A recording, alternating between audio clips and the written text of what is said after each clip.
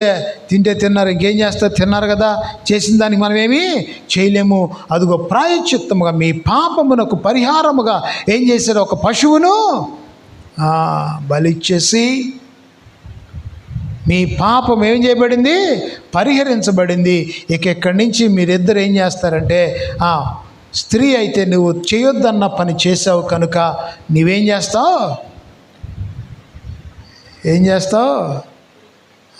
వేదనతో పిల్లల్ని కంటావు అన్నాడు. అప్పుడు ఆదామును పిలిచాడు. ఆదామా, నువ్వేం చేస్తావో తెలుసా? ఏం చేస్తాను నాయన, చెప్పు, చేయమంటే చేస్తానన్నాడు ఆయన.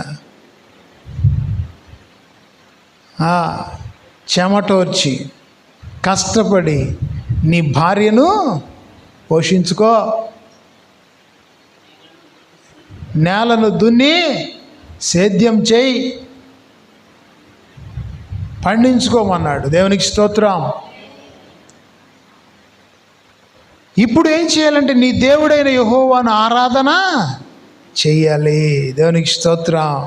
హల్లెలూయా.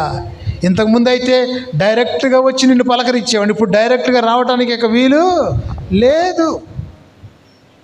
కానీ ఏది ఏమైనా తెగిపోయిన బంధాన్ని ఏం చేశాడు, సాక్రిఫైస్ ద్వారా, బలి ద్వారా, ఆ పశువును వధించుట ద్వారా ఏం చేశాడు, బంధము అలాగే ఉంది. కానీ అది డైరెక్ట్ బంధము కాదు, ఇండైరెక్ట్గా నువ్వు ప్రార్థన చేయాలి. నీ ప్రార్థన నేను వింటాను. హల్లెలూయా. అప్పటి నుంచి తెగిపోయిన బంధము వచ్చేసింది. అలా చూసి చూసి చూసి దేవుడు ఈ బంధము కల్వరి సిలువలో ఏం చేశారంటే, మానవుడు దారి తప్పిపోవుట చేత ఈ బంధాన్ని మరలా కలుపుకోవటానికి యేసు ప్రభు వారు సిలువలో, ఇప్పుడు చదవండి, ఆ వచనం చదవండి, 16వ వచనము. తన సిలువ వలన ఆ ద్వేషమును సంహరించి దాని ద్వారా వీరిద్దరిని ఏక శరీరముగా చేసి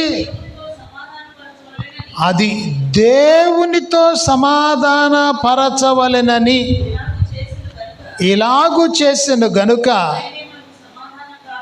ఆయనే మనకు సమాధాన కారకుడాయను. సిలువ ద్వారా మనకేం వచ్చిందంటే, దేవునికిని మనకును సమాధానము ఏర్పడినది.